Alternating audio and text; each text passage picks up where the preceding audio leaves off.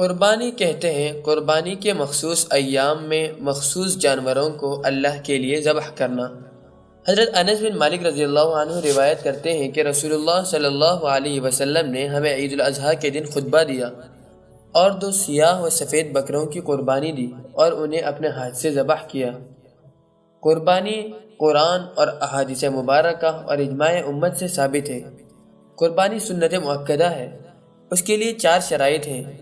پہلی شرط یہ ہے کہ قربانی چوپایوں کی ہو، یعنی اونٹ، گائے یا بکرا۔ دوسری شرط یہ ہے کہ وہ جانور کانا نہ ہو، بیمار نہ ہو، لنگڑا اور بوڑھا بھی نہ ہو۔ تیسری شرط یہ ہے کہ اس جانور کی عمر شریعت میں مقررہ عمر کے مطابق ہو، یعنی اونٹ کے لیے 5 سال، گائے کے لیے 2 سال اور بکرے کے لیے 1 سال اور مینڈے کے لیے 6 مہینے۔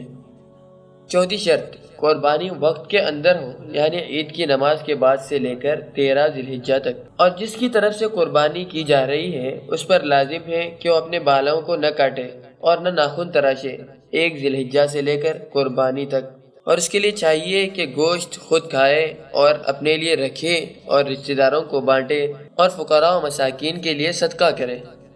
اللہ تمہاری قربانی اور تمہارے نیک اعمال کو قبول فرمائے۔